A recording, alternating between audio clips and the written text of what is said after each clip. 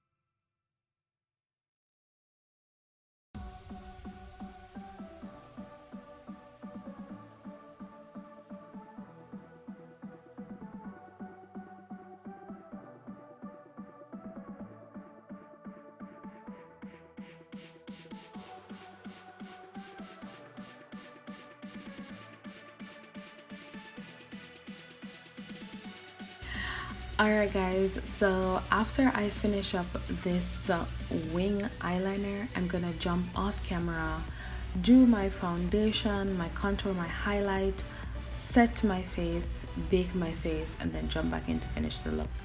Alright, so here I am. I went in with my Anastasia Beverly Hills contour kit in Tan to Deep, and this is what I use to set my contour. Now guys, once you apply product anywhere on your face, you're going to need to go in with a powder to set it once it's a liquid that you applied to your face. So after I applied that, I just went in with my brush and I removed the excess powder from my face that I was actually using to bake my face, which is my Sasha Buttercup setting powder. And what I did afterwards, I went in with my Milani pressed powder, yes, pressed powder, in the shade medium, which is 108, and I went over everything on my face to make sure that there aren't any harsh lines, to make sure that everything is blended and looking smooth on my face. And you need to do this, guys, so that you know your face can set and look really nice.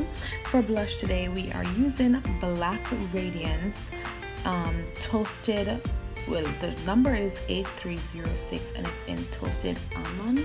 It's the first time using this. I've had it for a while now, so it was a bit dirty, but I like it. It's okay. And then I went, instead of using white, I used a cream liner for my tear duct because I wanted my eyes to pop, but I didn't want them to be too loud. So I think that this was more subtle than going with a white. Now I'm going in with my mascara.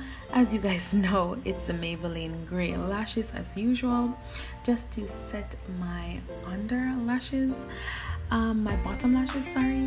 And then I'm gonna go in with some falsies, just 2 strands of falsies today for my bottom lashes to complete that look. So that's coming up shortly. Alright guys, so I'm gonna go off camera, put on my lashes, and I'm back. And guys, these lashes, I love them so much. My previous eyeshadow tutorial, I had them on in it. They're just so bomb, and they go with cut crease so well. So you guys are gonna be tired of seeing me in these lashes, but guess what? They ain't going nowhere, okay? Alright, so this is me going in with the bottom falsies, just to kind of stick them on there so that I can get that little pop effect once my face has been finished. And here we go. For highlights, we are using the Anastasia Glow Kit in the shade Sugar. Okay, and I'm putting it on the top of my cheekbones, the center of my nose, the tip of my nose, and as well as my cupid's bow. And then what I like to do is go in with my finger to diffuse it a little bit, because sometimes, I don't know about y'all, but it can be too much for me. So for lips, I used my regular eyebrow pencil that I actually used to fill in my eyebrows to outline the shape of my lip.